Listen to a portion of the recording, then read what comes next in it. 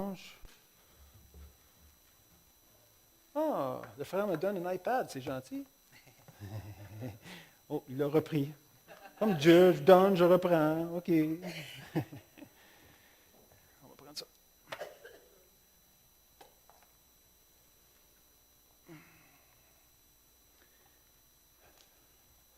Hey, c'est super ça.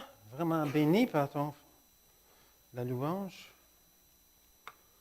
Ça, on va l'enlever. Il n'y a pas besoin.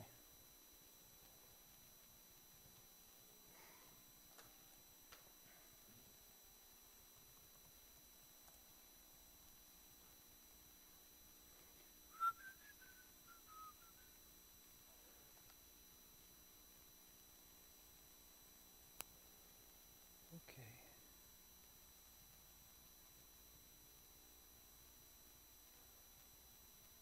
Quelque chose devrait apparaître.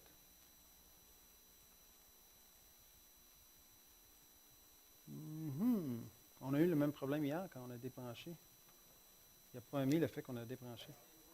C'est là?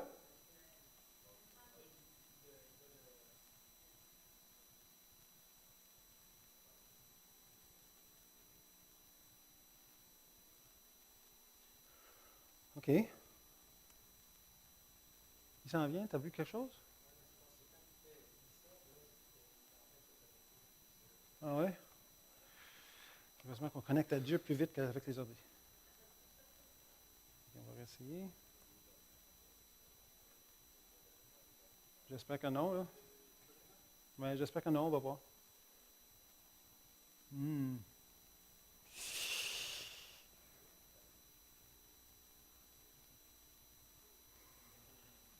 Vous montrez mon écran, mais c'est un peu petit pour vous. Si je tourne ça de bord. Mais j'ai vraiment besoin de l'écran pour ce message-là. Vraiment. Besoin de l'écran. Je vais débrancher le mien ici. On va recycler ça. On va le laisser repartir au complet. Alors, bon matin tout le monde. On va ignorer les côtés techniques. Là? OK.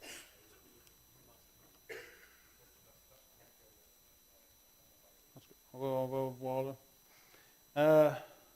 Il y a une deuxième projecteur, je pense, en arrière. Hein? Tu n'as pas une deuxième? Là, je vais commencer. OK. On va enlever ça, là. C'est dans mes pattes. Alors, tout le monde, merci d'être venu ce matin.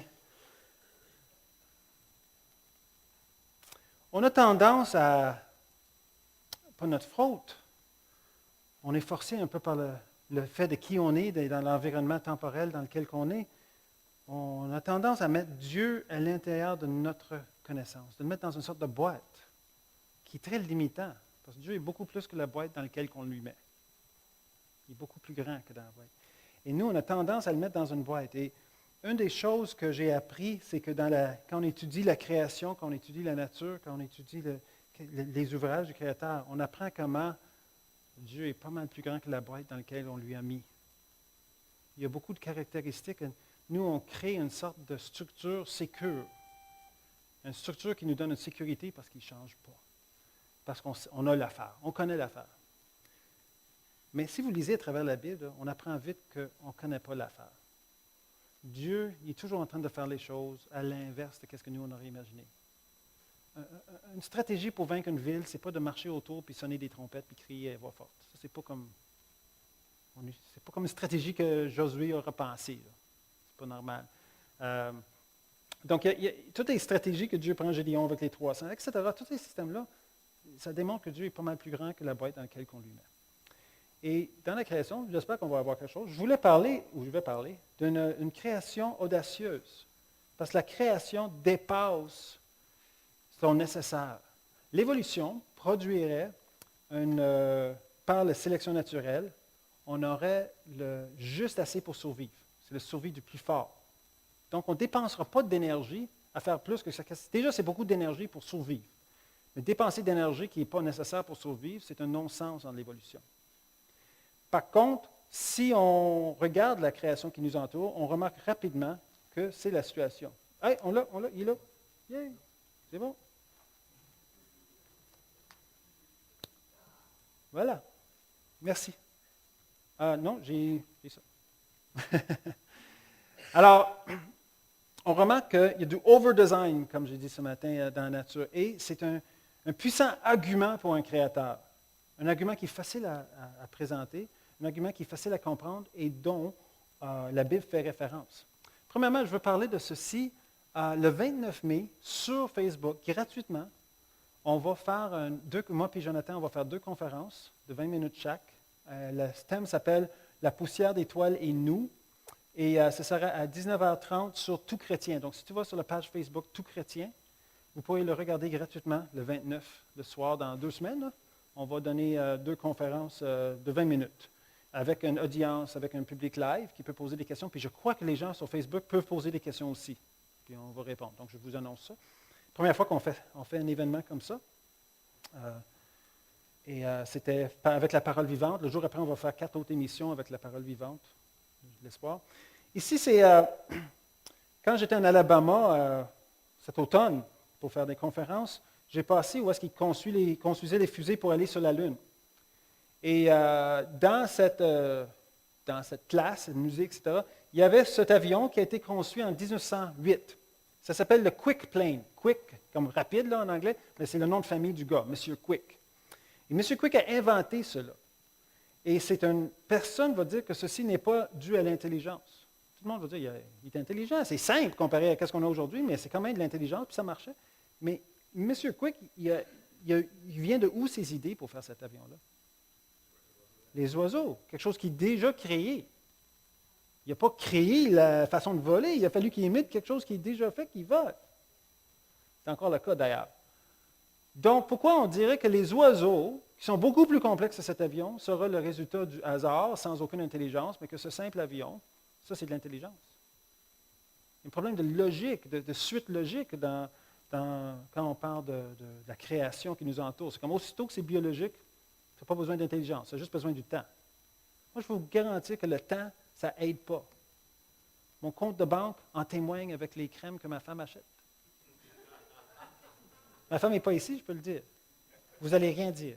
Elle vous dit bonjour, elle n'a pas pu aller. Quelqu'un, il faut qu'il s'occupe de l'église. Donc, c'est elle qui va s'occuper de l'église, je suis ici. On ne peut pas être 2 places en même temps. Mais elle s'appelle Lucie, peut-être un jour on viendra. Elle aime l'homard, donc elle est en train de négocier avec moi. Y a-t-il possibilité d'avoir un homard frais puis l'amener dans l'avion? Donc là, une poissonnerie, je vais parler avec Claudine, puis je risque de revenir avec un homard de cette île. En Genèse, naturellement, on dit quoi? Dieu dit, c'est sa façon de faire des choses, il dit que la terre produise de la verdure, de l'herbe portant de la semence, des arbres fruitiers donnant des fruits selon leur espèce. Donc, on répète maintes fois, c'est selon son espèce. Et c'est ça qu'on observe dans la nature. Un modèle créationniste et biblique, c'est simplement dire des vaches produisent des vaches, des chiens produisent des chiens, des lamas produisent des lamas, des singes produisent des singes et des humains produisent des singes. Des humains produisent des humains. Merci. Des humains. Vous voulez juste voir vous si vous étiez réveillé. Des humains produisent des humains. Sinon, une femme qui rentre à l'hôpital, il faudra qu'elle ferme la fenêtre, on ne sait pas ce qui va sortir. Hein? Donc, on sait que c'est toujours selon l'espèce. Et c'est ce qu'on observe. Quand vous dites aux évolutionnistes, vous dites, mais comment on est supposé aller d'une grenouille à une prince en 150 millions d'années? Comment on fait ça? Et on ne le voit pas aujourd'hui. Ah, mais c'est trop lent. Ah, mais le temps, là, ça détruit le temps. Ça n'aide pas le temps. Mais ce qui est ici, c'est complètement scientifique. Tout produit son espèce. Maïs produit du maïs. La terre produit de la verdure, l'arbre portant de la semence selon son espèce. Il le répète maintes et maintes fois pour dire qu'il y a une limite aux génétiques. Il y a eu un soir et un matin, ce fut le 3e jour. Ici, on a aussi, quelques versets plus tard, Dieu produit, que les eaux produisent en abondance. Il a fait les animaux marins et les oiseaux le 5e jour. Les grands poissons et tous vivants. Ah, vous ne croyez pas à ça? Vous pensez que cette histoire-là est loquace? Attends à comprendre leur histoire qu'on enseigne au niveau universitaire au 21e siècle. Moi, des gens me demandent, est-ce que vous croyez aux extraterrestres? J'ai dit oui. Ce qui est arrivé, c'est qu'il y a des extraterrestres qui sont venus sur Terre. Ils sont venus à l'université et écouter un cours de sciences. Et là, ils ont écouté dire que nous venons d'une bactérie qu'on ne sait pas d'où ils viennent, mais il est apparu comme ça, à partir de nulle part, contre la loi de la biogenèse, mais il est apparu quand même, spontanément. Et là, il a changé peu à peu et éventuellement, il est devenu un poisson. un gros, on ne sait pas comment. Puis le poisson est devenu un amphibien, même plus l'eau, il est sorti de l'eau, on ne sait pas comment. Mais l'amphibien, il est devenu un reptile. Et les insectes sont arrivés, mais on ne sait pas comment. Et le reptile est devenu un oiseau, mais les oiseaux sont là au vent, mais ce n'est pas important. On sait que c'est comme ça que c'est arrivé, vous êtes là. Et après ça, les mammifères sont apparus et c'est des gros changements, mais il y a eu beaucoup de millions d'années. Alors, les mammifères sont apparus et, ben oui, il y a des mammifères dans la mer. Alors là, il y a des mammifères terrestres qui ont décidé de retourner dans la mer, tout ce long voyage de 400 millions d'années. Ils ont dit non, c'est fini pour nous, 60 millions d'années. Moi, je suis un chameau, puis je vais devenir une baleine bleue de 50 tonnes. Les extraterrestres sont revenus, sont partis, sont revenus à leur étoile, planète. Puis on dit à leur maître a dit, est-ce que vous avez découvert de la vie? Oui, on a découvert de la vie. Sur Terre, on a découvert de la vie. Ah oui, mais il n'est pas intelligent. Puis ils ne sont pas revenus. C'est ça qui est arrivé. Bon. Alors, c'est ça c'est bien pire que ce que je vais te dire là. Au moins, ça a du sens, il y a une intelligence en arrière. La Terre produit des animaux vivant selon leur espèce, du bétail, des reptiles, des animaux terrestres selon leur espèce. Et ce fut le 6e jour et c'était bon. C'était quelque chose qui était bon. Et Paul, en Romains 1, 20 à 22, il va dire ceci. En effet, les perfections invisibles de Dieu, sa puissance éternelle et sa divinité se voient depuis la création du monde, depuis ce qu'on vient de parler là.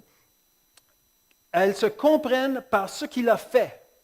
Ils sont donc inexcusables. Les gens qui connaissent la nature, qui regardent, qui ont des yeux pour voir, ils se sont égarés dans leur pensée, leur raisonnement. Ils se sont égarés où? Ici. Ils se sont égarés dans leur raisonnement et leur cœur, sans intelligence, a été plongé dans les ténèbres. Ils se vantent d'être sages, mais ils sont devenus fous. Car qu'est-ce qui nous entoure a la signature de Dieu. Et le problème qu'ils ont, c'est qu'on a été préprogrammés pour le reconnaître. Parce que Dieu veut qu'on arrive à une relation avec lui.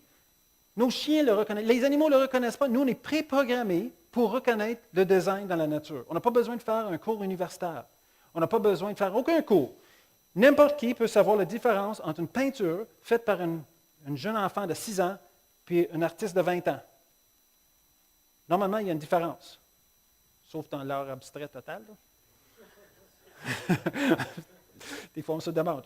Il y a un Picasso de 70 millions là, qui allait vendre cette semaine à Christie, puis ça a été endommagé. Ils disent, parce qu'ils n'ont pas pu trouver l'endommagement. C'est une blague. En fait, il a vraiment été endommagé.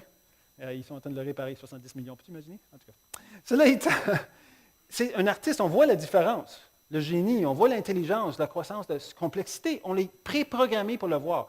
Donc, on est préprogrammé pour reconnaître le Créateur et qu'il y a un Créateur. Et c'est pour ça qu'on est donc inexcusable. Parce qu'on n'a pas besoin d'un cours de théologie, pas besoin de venir à l'Église le dimanche, pas besoin, on a juste besoin d'avoir des yeux qui voient et une intelligence normale pour reconnaître qu'il y a une intelligence qui nous entoure. Même les évolutionnistes, comme Richard Dawkins, vont dire, la biologie, il met dans le préface d'un livre sur la biologie, la biologie, c'est l'étude des choses qui ont l'apparence d'avoir été faites pour un but. Ben oui, peut-être c'est parce qu'ils ont été faits pour un but. Hein? Peut-être? Non. Alors, ce que nous allons faire, c'est qu'on va aller prendre une marche. Si on va prendre une marche, c'est quoi la première? C'est un peu interactif, vous pouvez répondre. Si on prend une marche, c'est quoi la première chose qu'on observe? On regarde, mais c'est quoi la première chose qu'on va regarder ou qui nous permet de regarder? Température, on s'aligne, où est-ce que je vais aller? Il n'y a pas de mauvaise réponse vraiment, là, mais... Oui! Soleil! Parce que si on est dans le noir, on ne voit rien, dans la façon que nos yeux sont faits. Donc, le soleil. Donc, notre soleil, qu'est-ce qu'on peut dire concernant le soleil? Premièrement, ce n'est pas une étoile anodine. Ce n'est pas une étoile normale. Il y en a juste 9%, c'est des étoiles, on appelle ça des étoiles G, des étoiles G, qui ont juste 9%, ils estiment dans l'univers, qui sont comme cette étoile-là. Très stable, elle est jeune, et surtout, elle est unique. La grande majorité des systèmes solaires sont binaires, il y a 2 étoiles, ce qui causerait toutes sortes de problèmes pour la Terre. Elle est unique, elle est juste à la bonne place pour que nous, on puisse l'observer avec la Lune, qui est exactement la même taille que le Soleil en ratio. Donc, on peut voir le corona, on peut découvrir des choses concernant le Soleil. C'est assez unique, cette situation-là. Mais cela étant, dis-moi quelques items. Qu'est-ce que le Soleil nous apporte? Oui, je sais, vous n'en avez pas en cette île. Je vous garantis, ça existe à d'autres places dans le monde. J'ai dit au pasteur hier, j'ai vu un ovni. Ouais, le soleil. En tout cas, objet non identifié. OK, donc la chaleur. Quoi d'autre? Oui, lumière, vous êtes 160 ici. Quoi d'autre? Oui, absolument. C'est par rapport à la chaleur, par contre. Et le terre qui tourne plus. Le quoi? Oui, c'est ce qui apporte la couleur. Non, c'est que nous, on voit, nos yeux sont faits pour découvrir les couleurs en reflétant la lumière du soleil. Mais le soleil même, il y a la précipitation. Hein, naturellement, un cycle d'eau impossible sans soleil pour la vie. Qu'est-ce qui est un autre aspect qui est super important pour la vie du soleil? Super important. Oui, ça s'en vient là. Oui, photosynthèse. C'est comme un tour de magie. Ils sont en train de dire ça dans l'ordre que j'ai, ça le dit pas. C'est la première fois que ça m'arrive, en fait. Photosynthèse. Hey, photosynthèse, mes amis. Biochimie 2 à l'université, il faut qu'on apprenne une chose pour l'examen. Il faut qu'on apprenne le cycle de Krebs, photosynthèse. On a à peu près 60 pages de 8 et 11 qu'on colle ensemble, qu'on met dans nos murs de résidence. Et il faut qu'on connaisse par cœur 60 pages de cycle, et ils ne connaissent pas tout ce qui se passe là-dedans. En passant, il y a des X, il y a des choses qu'on ne sait pas d'où ça vient et où ça part, mais qu'est-ce qu'on connaît? Il est là, 60 pages. C'est ça l'examen final. Et c'est arrivé là par hasard, ça? Hyper complexe, la photosynthèse. D'autres choses, un peu moins évidentes, mais très importantes pour nous, la vitamine D, production de vitamine, c'est une étoile qui est stable. Très étrange pour les évolutionnistes, parce que les évolutionnistes voudraient que la Terre soit des milliards d'années, et le Soleil, milliards d'années de vie. Bon, le problème, c'est que si on recule dans le temps, le Soleil sera moins fort, parce qu'elle devient de plus en plus forte avec le temps jusqu'à temps de devenir supernova. Donc là, elle est moins forte. Donc si on recule, la vie est supposée avoir apparu 3,8 milliards d'années, des bactéries, des stromatolites. Donc, OK, parfait, mais le Soleil est tellement faible que la Terre serait de la glace. Ils appellent ça le paradoxe du soleil jeune, le paradoxe du soleil faible. Ils ne savent pas comment faire ça. Moi, je sais comment, le soleil n'est pas si vieux. Ça résout tout le problème. Mais toutes choses que Dieu les a créées ensemble, puis ça les résout tout de suite. Mais si on veut reculer des milliards d'années, il y a des problèmes partout, entre autres avec le soleil. Parce qu'on n'a pas un soleil qui est stable, comme température toujours pareille pendant des milliards d'années. Ce n'est pas raisonnable. Distance de la Terre veut dire qu'on a de l'eau liquide. Ça, c'est le plus important pour la vie, c'est l'eau liquide. L'eau, spéciale l'eau. On pourra faire tout le matin sur l'eau, mais il y a juste moi qui serais intéressé. Mais l'eau est fascinante. C'est un élément qui n'est pas comme les autres. La température qui dégèle, qui fait que les poissons peuvent vivre en dessous, parce que ça dégèle du haut en bas. La plupart des éléments gèlent du bas en haut. Il aura tué tous les poissons. Mais non, l'eau est différente. Il y a toutes sortes de phénomènes autour de l'eau, mais elle est liquide ici. C'est pour ça qu'on appelle la planète bleue. C'est un phénomène. Toutes les places, ils envoient des sondes. On a trouvé de l'eau, c'est toujours de la glace. Et soleil grand, grand, ça c'est nous. Bon, non, c'est la Terre. Nous, là-dessus, on n'est rien de tout. Puis ça, c'est juste le soleil dans le système. Imagine le cosmos. Je ne veux pas vous décourager ce matin. Là. Si tout le mur ici était le cosmos, on n'est même pas un petit point. Même notre galaxie, c'est un petit point. Heureusement que Dieu nous donne une signification parce qu'on n'en a pas dans l'univers naturel. C'est grandiose, c'est très grand. Donc le soleil, c'est quelque chose qu'on trouve et c'est tout fait comme pour l'homme. C'est tout fait pour qu'on puisse avoir de la fertilité ici, comme on l'a lu en Genèse. Tout est à la bonne place. Merveilleusement fait. On continue notre marche et là, on va observer quelque chose d'autre. On va observer des abeilles. Les abeilles, qui sont responsables pour 60% de notre alimentation, eux autres, ils ont un travail à faire. Ils ont besoin de trouver une manière de dire aux autres abeilles, les éclaireurs, ils ont besoin de dire aux autres abeilles où sont les trèfles, le champ de trèfle, à quelle distance, quelle direction, puis la quantité d'abeilles envoyées. S'il y a une feuille, une plante de trèfle à 1 kilomètre puis envoie toute la ruche, il y a un problème, n'est-ce pas? Ils vont tous mourir. Mais comment ils font, les abeilles, pour pas que ça arrive? C'est des centaines d'années d'études, en fait, pour découvrir ça. Et là, on va expliquer comment ça marche. La première chose qu'ils font, ils dansent. Ah, je n'ai pas branché le son. Je n'ai pas de micro proche. Bon, imagine Stroma, j'aime beaucoup Stromé. Alors, ils dansent. Je sais que c'est une église baptiste, là, mais je vais le mettre à l'écran. Je ne vais pas trop offusquer. Je blague. Ils dansent. Donc, les abeilles vont danser. Alors, comment ça fonctionne pour le danse? Parce qu'ils dansent vraiment. Premièrement, il y a la distance. Tu n'as pas de système de son, j'aurais dû demander ça avant parce qu'il y a une vidéo tout à l'heure, j'aurais vu le son. Le micro, je peux le faire allumer tout à l'heure? Je vais le mettre proche de mon ordi. Après, parce que plus tard, on a quelque chose que je veux avoir du son, j'ai complètement oublié de mettre ça. OK. Distance. Donc, ils vont mesurer la direction pour la distance, la direction par rapport au soleil. Oups, il est allumé le micro. Et aussi la quantité de nourriture. Donc, c'est ça qu'il faut qu'il prenne en compte de règles. Première chose, ils vont évaluer la distance. La façon que ça marche, c'est que, vous ne voyez pas ça, alors juste écoutez-moi, analyse des images sur le parcours. Donc, il y a comme une caméra qui analyse les images dans leur parcours.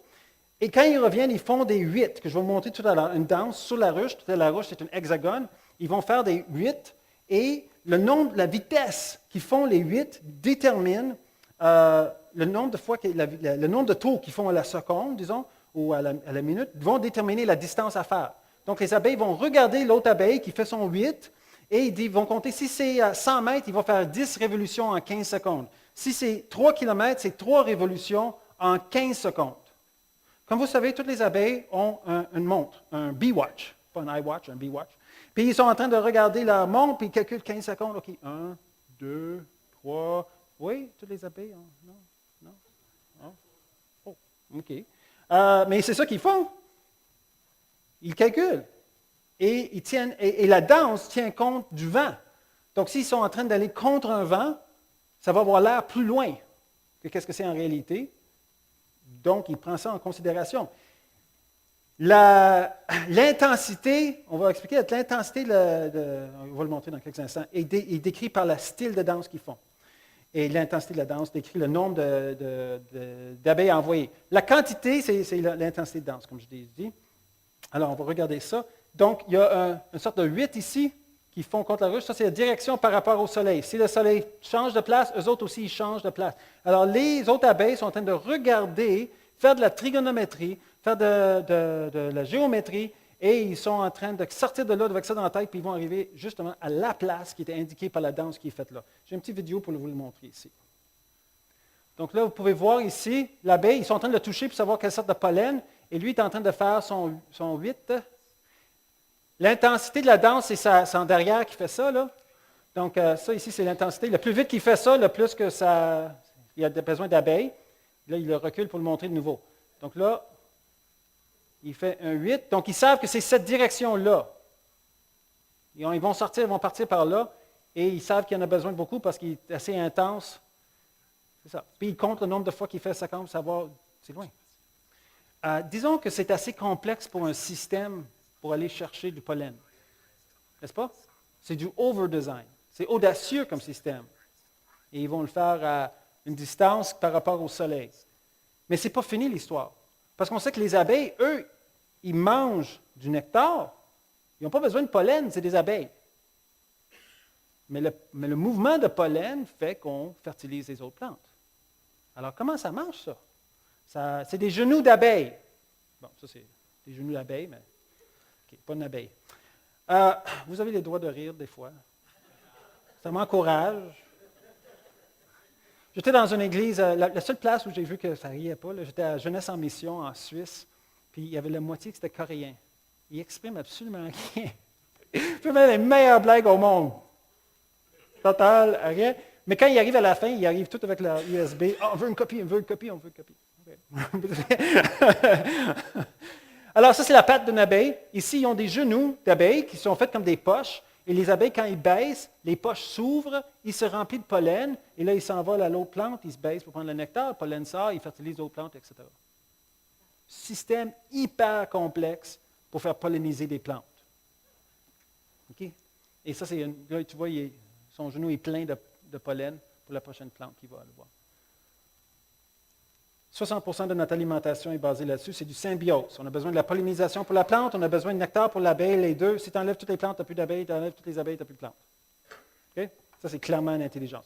Un autre exemple de ça, on a jusqu'à quelle heure? On a midi? OK. Le palménien et le charançon. Donc, c'est inféondé. C'est un système où, c'est pas tous les charançons, ce charançon. Si lui, il n'est pas là, le palménien n'existe plus. C'est un symbiose qui, il appelle ça inféondé. C'est un strictement inféondé. Et la façon que c'est super intéressant, comment ça marche. Lui, il va mettre ses larves sur le rachis mâle. Et il peut pousser là les larves, il n'y a aucun problème.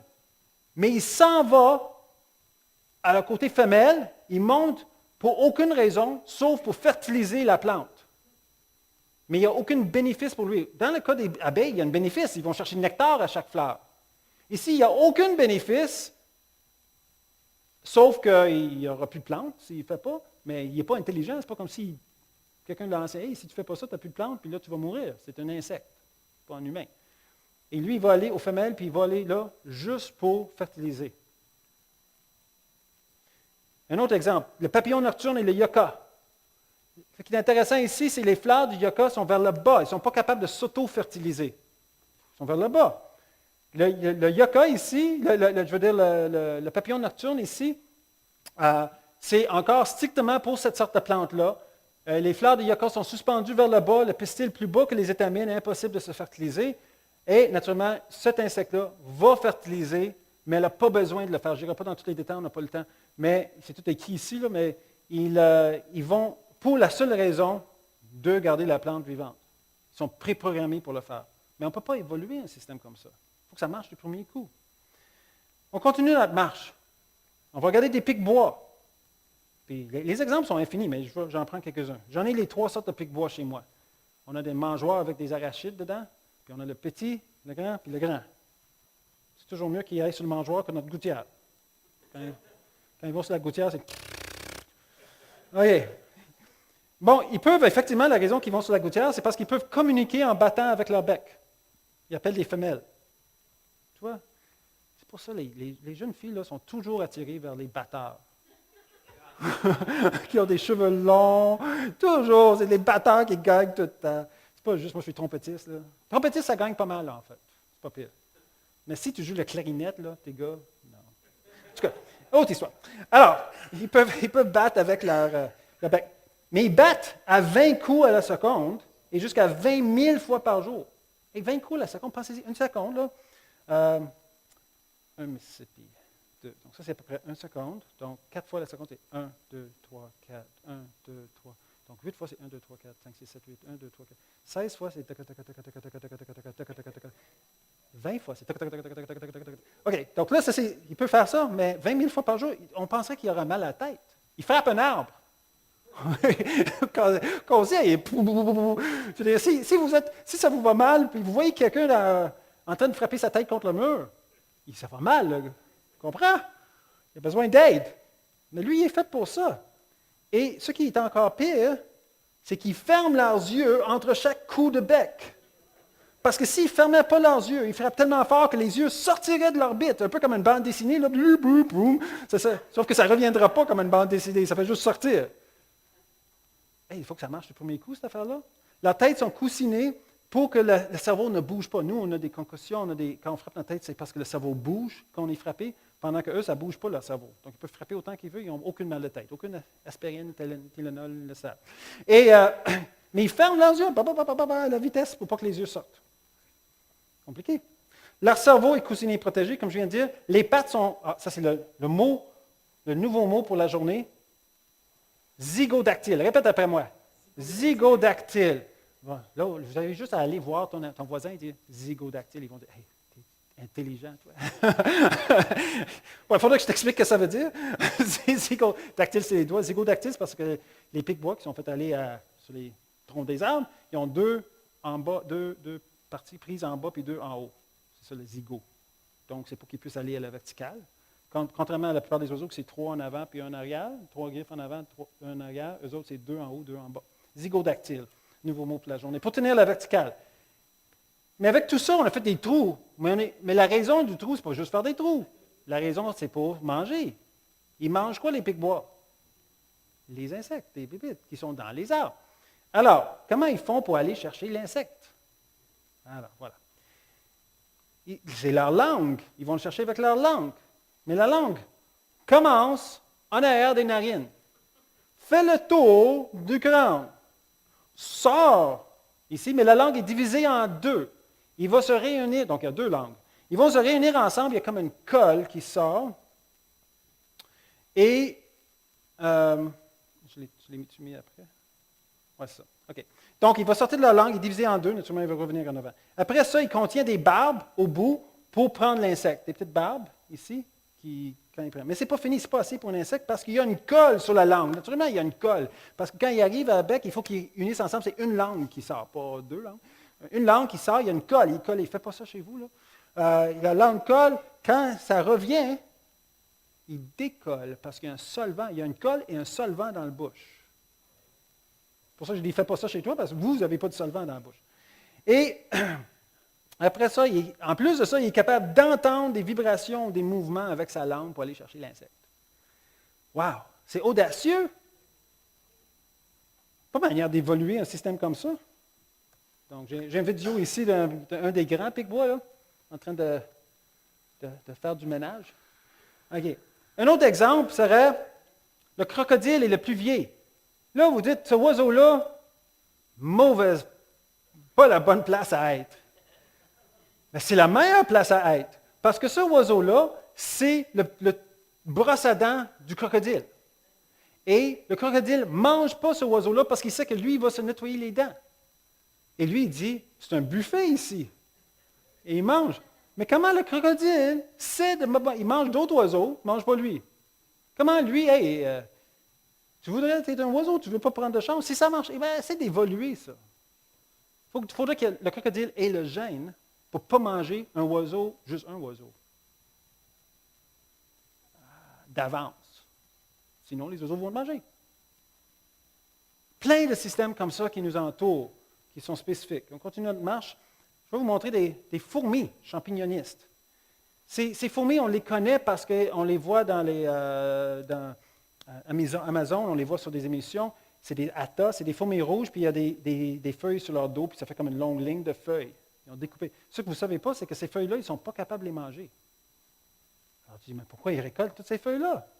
Mais ils les récoltent parce qu'ils récoltent les feuilles, mais ne les mangent pas. Ils mâchent les feuilles et ils les donnent comme nourriture à des champignons, puis eux, ils mangent les champignons. C'est bien. C'est comme nous, on élève des bœufs, on donne le gazon, on ne mange pas le gazon, eux, ils mangent le gazon, puis nous, on récolte le gazon, puis nous, on mange la viande, si vous êtes carnivore. Et ils mangent. Si il prend une plante qui est toxique pour les champignons relâchent un signal chimique que les fourmis vont reconnaître et ils vont plus amener, ils vont se communiquer entre eux, puis personne ne va amener cette sorte de plante-là après. Attends, on est en train de parler d'une langue, une communication entre des champignons et des insectes. Il faut que ça soit ça, faut que ce soit là d'avance. Ce n'est pas comme si les champignons, ils parlent, pas plus que les fourmis. Mais ce n'est pas fini. Tout ça pour avoir un repas. Les champignons, on remarque qu'ils ne peuvent pas vivre en dehors des colonies. Mais les fourmis qui protègent ces champignons-là, les champignonistes, là, ils sont couverts d'un antibiotique, Streptomyces. Streptomyces, c'est 50% de nos antibiotiques aujourd'hui, c'est basé sur Streptomyces. Et eux autres, donc, en marchant autour puis en faisant leurs travaux, ils sont en train de tuer toutes les bactéries qui attaqueraient leurs champignons. Ils sont préfaits pour ça. Ils sont couverts dans une sorte de blanc. Puis même si, malgré ça, il y a une infection, s'il y a une infection, les fourmis sont préprogrammées pour savoir, on prend nos champignons et on les amène en quarantaine.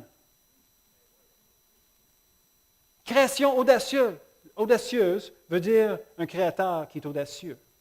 On va agrandir le mur. On va agrandir la boîte dans laquelle on est en train de mettre Dieu. La Bible, il dit, Il parle du fourmi. Il dit, va vers le fourmi paresseux, considère ses voies et devient sage, Proverbe 6. Elle n'a ni chef, ni inspecteur, ni maître. Elle prépare en été sa nourriture. Elle amasse pendant la moisson de quoi manger. Paresseux, jusqu'à quand seras-tu couché? Quand te lèveras-tu de ton sommeil? Un peu de sommeil, un peu d'assoupissement, un peu de croiser les mains pour dormir. Donc, on remarque comment ils sont travaillants. On va arrêter notre marche, on va aller dans l'eau. On va sauter dans l'eau un peu. Pas ici, c'est trop frais. On va aller aux Caraïbes, où est-ce qu'on a des poissons qui volent. Dieu, il fait des choses juste pour pas capable de les catégoriser. Poissons qui volent. Poissons qui volent. Pas posé y avoir des poissons qui volent. Les fossiles de ces poissons-là n'ont jamais évolué. Ils sont toujours pareils, exactement pareils. Je vais vous montrer une petite vidéo. Tu n'as pas besoin du son, là, c'est en anglais. Tu vas le voir dans quelques instants. Donc, le soleil est sorti. Donc, je ne sais pas si tu vas le voir, là, mais on va le voir. Oui, vous allez le voir. Alors, c'est en Bahamas. Ils l'ont même sur leur drapeau.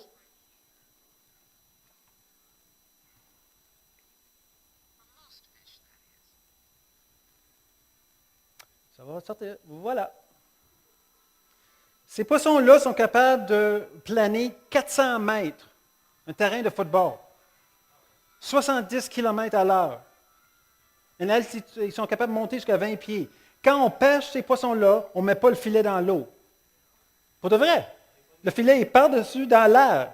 C'est comme ça qu'on pêche ces poissons-là. C'est des poissons volants. Ils volent pour jusqu'à 45 secondes. Et c'est Dieu, je veux dire, comment tu vas évoluer ça? Qui aurait pensé? Mais, je vais vous montrer quelque chose d'autre qui vole, qui ne fera pas l'affaire de tout le monde.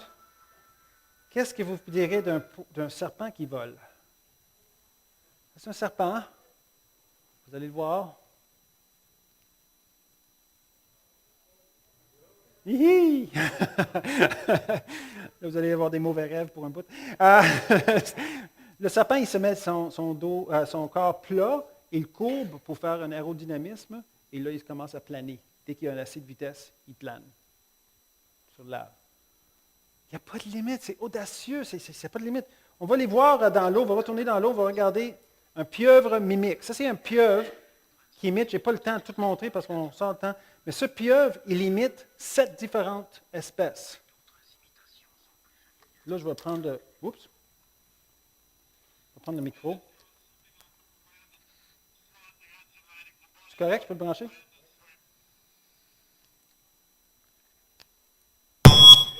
Non, il fallait le fermer. C'est pour ça que j'ai demandé. OK? OK, ouvre-le. Donc, il est le seul pieuvre qui sort le jour parce qu'il n'a pas peur.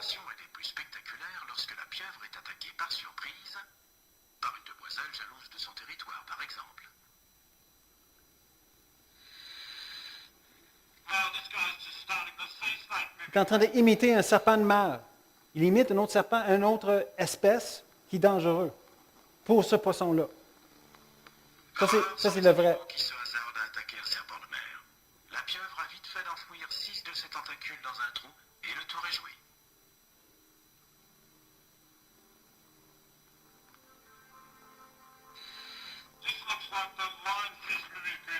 Un rascasse volante. Toutes les espèces hyper dangereuses. Elle l'imite.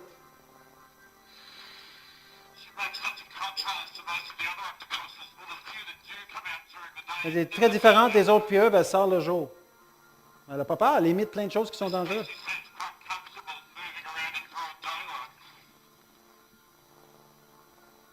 Puis elle prend la forme de différentes espèces. Elle fait à peu près 7 espèces. C'est fantastique de pouvoir enfin la voir. Depuis le temps qu'on m'envoie des photos ou des bouts de vidéos, la voir enfin évoluer dans son milieu naturel, c'est fabuleux. Donc tu pourrais aller voir ça, j'ai pas le temps, là, mais. J'ai l'impression que cette pieuvre utilise les imitations pour dissuader les prédateurs. Si un gros poisson dangereux passe à proximité et qu'elle imite un serpent de mer ou une rascasse volante, le premier réflexe du prédateur va être de garder ses distances. Donc on va faire d'autres. Oups, excusez. Après ça, on a le caméléon. Le caméléon, c'est un. Naturellement, ça, c'est quoi un caméléon? Regardez, juste regardez voir. Ça, c'est un corail. je veux dire un animal marin. Un caméléon. Là, il a eu peur, il a envoyé un peu d'encre. On va le voir en reculant.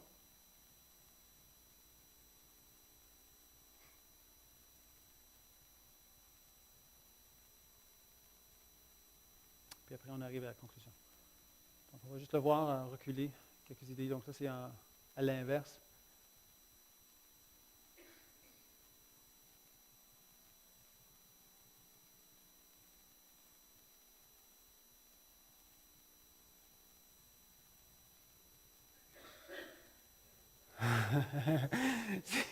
C'est audacieux. C'est quelque chose. Job 12, il dit, « Interroge les bêtes et elles t'instruiront. Les oiseaux du ciel, ils te l'apprendront. Parle à l'altère, elle t'instruira. Les poissons de la mer te le raconteront. Qui ne reconnaît chez eux la preuve que la main de l'Éternel a fait toutes choses? » Job 9, il dit, « Il a fait des choses grandes et insondables, des merveilles sans nombre. » C'est ça que, le but de tout ça, entre autres choses, c'est d'avoir un effet de wow, un effet d'étonnement, un effet où est-ce qu'on dit, wow.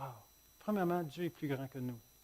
Deuxièmement, s'il est capable de faire ça, je peux mettre ma confiance en lui. Je peux dire, Seigneur, j'ai des problèmes aujourd'hui, mais vous êtes capable de s'occuper de mes problèmes. Vous êtes capable de m'aider. La boîte est plus grande. Vous avez une autre porte pour sortir. Vous avez créé l'univers. Vous avez créé des pics-bois, des langues séparent, se mettent ensemble, des abeilles qui font des danses et qui calculent des taux. Le problème que j'ai, je le mets dans tes mains. Le défi que j'ai dans ma vie, la question que j'ai, je te fais confiance. Tu as fait l'univers. C'est ça, c'est supposé nous amener dans cette sorte d'étonnement. C'est ça que Job avait. On a aussi dans Psaume 40, 4 à 5, « Heureux l'homme qui place en l'Éternel sa confiance et qui ne se tourne pas vers les hautains et les menteurs. Tu as multiplié, Éternel mon Dieu, tes merveilles et tes desseins en notre faveur. Nul n'est comparable à toi. Je voudrais les publier, les proclamer, mais leur nombre est trop grand pour que je les raconte. » Psaume 139, 14. « Je te loue de ce que je suis une créature si merveilleuse. Tes œuvres sont admirables et mon âme le reconnaît bien. » Oui, il faut reconnaître qu'on est dans un monde déchu. On a toutes des imperfections dans nos corps. Il y en a des personnes qui sont vraiment, ils ont beaucoup des mutations génétiques, des problèmes sérieux, tu comprenez, des personnes qui sont prises dans des chaises roulantes, etc. Dieu ne les a pas faites comme ça. Ça, c'est le résultat du chute. Mais on est quand même une créature. Même le paraplégique, son cerveau qui fonctionne est une œuvre qu'aucun humain est capable de reproduire. Fais-moi comprendre la voie de tes ordonnances et je méditerai tes merveilles, dit le psaume 119, 27. Je veux parler, juste en finissant, j'ai juste 2 versets, le métamorphose des papillons. J'ai un vidéo là-dessus qui vaut la peine d'avoir. J'en ai juste un couple là, pour ceux qui veulent l'avoir. C'est incroyable. C'est un papillon, commence avec le chenille, qui vient d'un œuf, naturellement. Le chenille ne se reproduit pas, donc ce ne sera jamais le produit de l'évolution. L'évolution fonctionne juste avec une sélection à travers la multiplication, mais il n'y a pas de reproduction dans une chenille. Il vit, et c'est une sorte d'estomac vivant, et il devient une chrysolite, une sorte de garage, où il se transforme, se suicide. Toutes les cellules se suicident, mais pas toutes, presque toutes, puis les organes changent, et ça devient un papillon. Lui, il ne mange pas la même chose que lui. Il ne fait pas la même chose que lui. Lui, il fait des migrations 5000 km, comme dans les monarques. Mais, dans le code génétique de chaque cellule de ce chenille, il doit avoir le code pour le papillon. Et dans le code du papillon, il doit avoir le code pour le chenille et le chrysolite. C'est plein de codes pas nécessaires,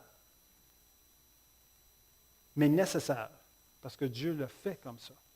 Et c'est une complexité. Moi, depuis mon premier débat, j'ai toujours mis un papillon dans le coin de mes diapos. Et ma dernière question aux évolutionnistes, mes collègues évolutionnistes, c'est « Explique-moi la métamorphose. » En 30 ans, c'est le silence total. Il n'y a pas d'explication sans intelligence pour la métamorphose. Ce n'est pas même concevable, ce modèle-là.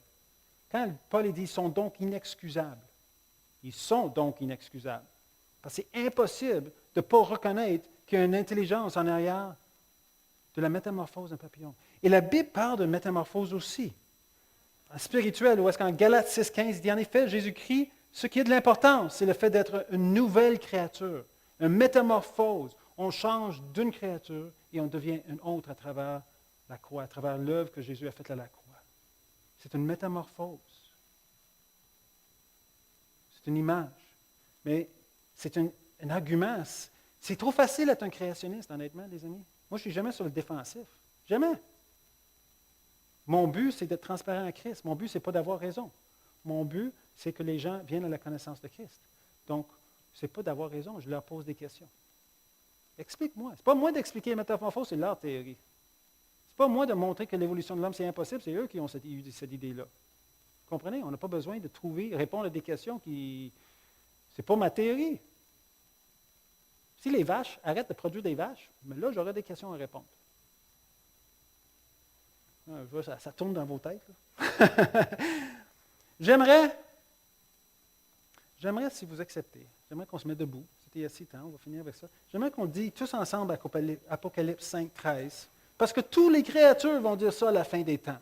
J'aimerais qu'on lise ça ensemble en réfléchissant sur comment Dieu est grand, comment il est bon, comment il est plus que qu'est-ce que vous pouvez imaginer. Et comment il vous aime plus que qu'est-ce que vous pouvez imaginer. Et il veut votre bien. Donnez votre confiance à lui. Acceptez juste à voix haute, on va le répéter ensemble. Et toutes les créatures qui sont dans le ciel, sur la terre, sous la terre, sur la mer, et tout ce qui s'y trouve, je les entendis qui disaient à celui qui est assis sur le trône et à l'agneau, soit la louange, l'honneur, la gloire et la force au siècle des siècles. Merci Seigneur. Amen.